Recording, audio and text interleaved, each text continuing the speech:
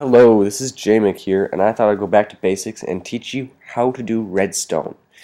Now, this may be a little simple, but the map's for downloads, so you can run around this track as many times as you want. Start with basics. RedStone travels 15 blocks. It powers the 16th block. Goes 1, 2, 3, 4, 5, 6, 7, 8, 9, 10, 11, 12, 13, 14, 15. But powers the 16th, which is kind of confusing. So, yeah, get used to it. That's why I have it here. See, it doesn't power, it won't transfer redstone to redstone in 16th. Redstone activates the block it's on, so that's how the piston comes up, but not the air it's in.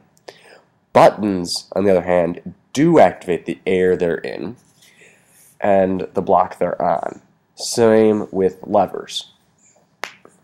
So pressure plates are interesting too because they do all directions from everywhere of them. They're also waterproof, so you can put water and put a trap in the middle of water.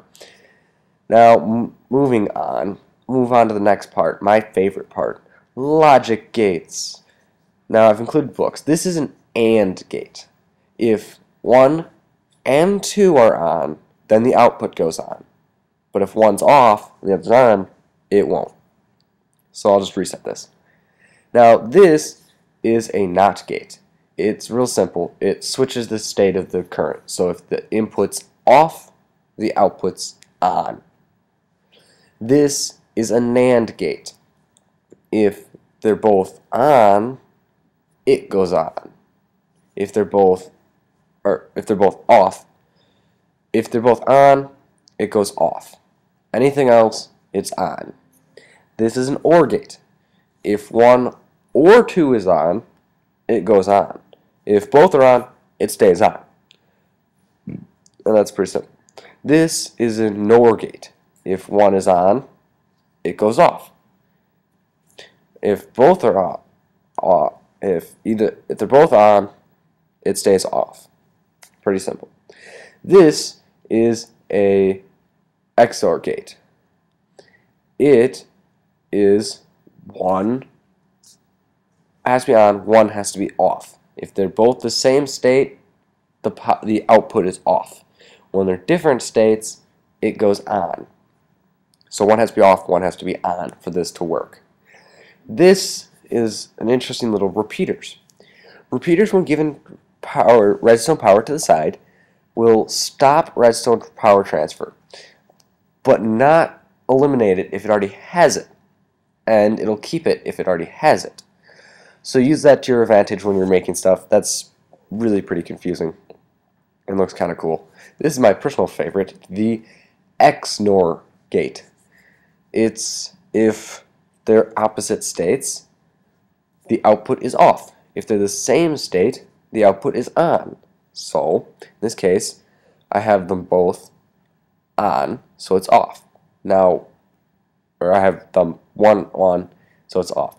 Now I have them the same, it's off. Now, this is a memory gate. It stores redstone current, so you can push the button and it keeps what it is. So you can use buttons similar to levers. Now, moving on to the next step is clocks. This is a repeater clock. It's really fast, really efficient, really reliable. It won't stop. It has 4 different speeds. This is a repeater clock without redstone, just to show you can do it with blocks, and it's at speed 4, the slowest it goes. This is the JMIC clock, or piston clock. It's my personal favorite. It goes wee wee, the block goes all around, and it triggers the redstone to go.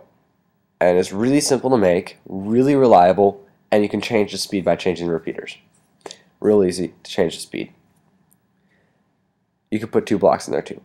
The Minecraft's fastest clock is this. It just continuously flashes. This is if you need a really quick flash, but most things don't get an update from it, as shown by the lamps, so that's the only downside to that. This is the minecart clock. It just goes around and around. It's just a detector rail, some power rails, and normal rails. It pretty simply just this clock. It's a poor man's clock. 4 redstone, 2 repeaters. It's cheaper than the repeater clock. Now I have one more thing to show you. This is a bud detector or block update detector, block update finder, whatever you want to call it.